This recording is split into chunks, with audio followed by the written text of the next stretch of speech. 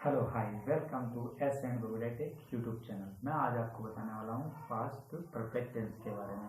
Past perfect tense के क्या क्या फीचर्स हैं, पास्ट परफेक्ट टेंस की हिंदी पहचान क्या है। इसकी हिंदी पहचान है चुका था, चुकी थी, चुके थे। और इस टेंस के अंतर्गत वर्ब की कौन सी फॉर्म है, हेल्पिंग वर्ब क्या है। हेल्पिंग वर्ब है जिसका नाम है हेड, जिसका नाम है हेड। पास्ट परफेक्ट टेंस के अंतर्गत हेल्पिंग वर्ब यूज करेंगे हेड, और इसके अंतर्गत वर्ब की थर्ड फॉर्म का हम यूज करेंगे।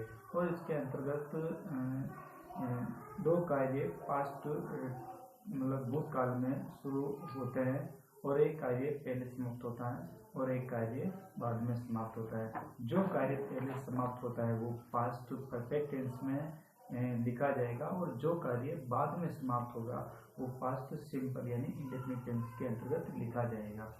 तो गाइस इस वीडियो को पूरा एंड तक देखें, और जो भी मेरे चैनल पर नए हैं, जिसने इस चैनल को सब्सक्राइब नहीं किया है, प्लीज़ वो मेरे चैनल को सब्सक्राइब करें ताकि इम्पोर्टेंट वीडियो आप तक पहुंच सके। तो गाइस हम स्टार्ट करते हैं पास्ट परफेक्ट टेंस डिटेल से और एग्जाम्पल के साथ में। ओके। पास्ट परफेक्ट टेंस, इसकी हिंदी पहचान है चुका था, चुकी थी, चुके थे।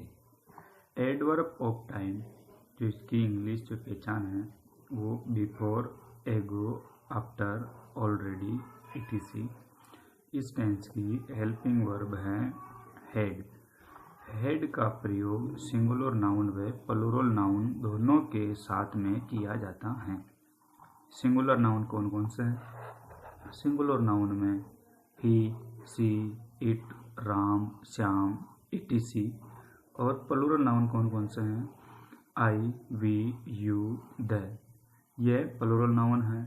अब इस टेंस के अंतर्गत जैसे मेन वर्ब के साथ वर्ब की थर्ड फॉर्म का प्रयोग करेंगे। जो मेन वर्ब होगी उसके साथ में थर्ड फॉर्म का यूज करेंगे।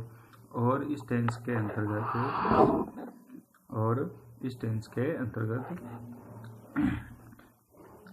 इस टेंस में प्राय दो कार्य का एक साथ वर्णन होता है, जिसमें से जो कार्य पहले समाप्त होता है वह पास्ट परफेक्ट टेंस में लिखा जाता है, और जो कार्य बाद में समाप्त होता है वह पास्ट सिंपल टेंस में लिखा जाएगा। सो इट्स जो इसमें जो दो कार्य समाप्त पास्ट काल में शुरू होते हैं, जो पहले समाप्त होता है वो पास्ट परफेक्ट टेंस में लिखा जाएगा, और जो कार्य बाद में समाप्त होता है वो पास्ट सिंपल टेंस में लिखा जाएगा।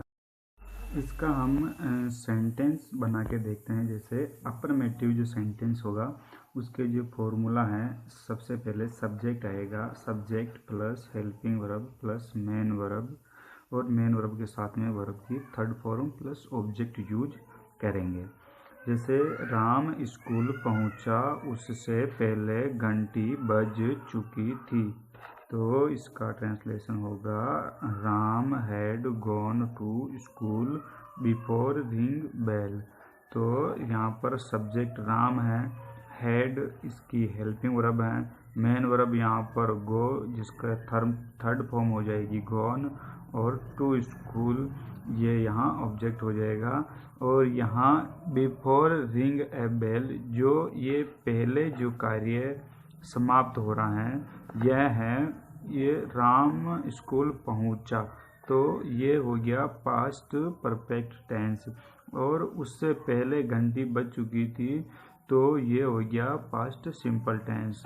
तो Ram had gone to school before ring bell. इसी तरह से नीचे जैसे हम स्कूल पहुँचे, उससे पहले अध्यापक आ चुके थे।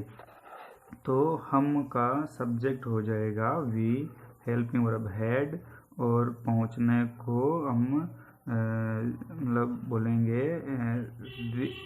रिच बोलेंगे यहाँ पर इसको। जैसे गॉन जो लिखा हुआ है ये हो जाएगा रिच, और थर्ड फॉर्म लगने से हो जाएगा रिच्ड। हम स्कूल पहुँचे, उससे पहले अध्यापक आ चुके थे। तो we had reached to school before teacher come. यहाँ पर जैसे यहाँ बताया गया था कि पहुँचना, तो यहाँ पर ये इसको अगर हम जाना भी बोल सकते हैं या फिर पहुँचे तो इसको भी रीच्ड कर सकते हैं, रीच्ड। तो हम स्कूल पहुँचे उससे पहले अध्यापक आ चुके थे। तो we had reached to school before teacher come. ये नेगेटिव सेंटेंस बनाएंगे। इसके अंदर जो फॉर्मूला है नेगेटिव सेंटेंस का, subject plus helping verb plus not plus main verb plus verb की थर्ड फॉर्म प्लस ऑब्जेक्ट। तो यहाँ पर जैसे सेंटेंस दिया है, राम अपना पाठ याद नहीं कर चुका था। तो सब्जेक्ट हो जाएगा राम, हैड यहाँ पर हेल्पिंग वर्ब, नेगेटिव सेंटेंस है इसलिए हम नॉट यूज करेंगे, और यहाँ पर मेन वर्ब ये हो जाएगी याद करना, जिससे हम लर्नड बोलेंगे, और ऑब्जेक्ट हो जाएगा माई लेसन। तो राम हैड, देखो ये इसकी थर्ड फॉर्म है लर्न, तो इसकी लर्न थर्ड फॉर्म हो जाएगी, सॉरी लर्न फर्स्ट फॉर्म है और इसकी थर्ड फॉर्म हो जाएगी लर्न। तो हो जाएगा Ram had not learned my lesson. इसी तरह से जो आगे सेंटेंस दिया है, हम स्कूल नहीं पहुँचे उससे पहले गोपाल आ चुका था। तो हम सब्जेक्ट हो जाएगा वी हैड, और हेड हेल्पिंग वर्ब है, नॉट नेगेटिव इसलिए नॉट यूज करेंगे। पहुँचना, पहुँचने को हम बोलेंगे रीच, यहाँ पर इसको रीच करेंगे, थर्ड फॉर्म रीच हो जाएगा। हम स्कूल नहीं पहुँचे उससे पहले गोपाल आ चुका था। We had not reached to school before Gopal come. ये जो पहला जो सेंटेंस है, हम स्कूल नहीं पहुँचे, ये पास्ट परफेक्ट टेंस है, और गोपाल कम जो है आगे का सेंटेंस वो पास्ट सिंपल टेंस के अंतर्गत काउंट होगा। इसी तरह से हम जैसे इंट्रोगेटिव सेंटेंस बनाएंगे नेगेटिव पे, तो वो किस तरह से बनेगा। तो इंट्रोगेटिव सेंटेंस के अंतर्गत सबसे पहले हेल्पिंग वर्ब यूज करेंगे, सबसे पहले हेल्पिंग वर्ब, फिर सब्जेक्ट, फिर मेन वर्ब के साथ में वर्ब की third form plus object use करेंगे। ये इसका फॉर्मूला है। जैसे सेंटेंस लिखा है, क्या मैं खाना खा चुका उससे पहले सो चुका था। क्या मैं खाना खा चुका उससे पहले सो चुका था।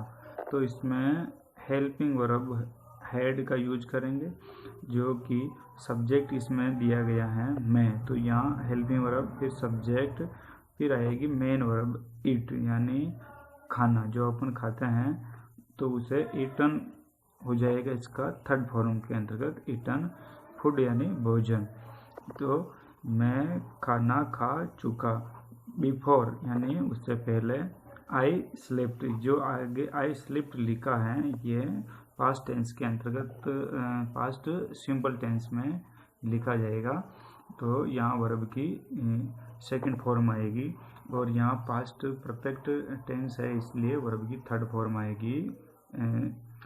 ये लिखा है ईटन जो है वर्ब की थर्ड फॉर्म, और स्लेप्ट जो है यह वर्ब की सेकंड फॉर्म है।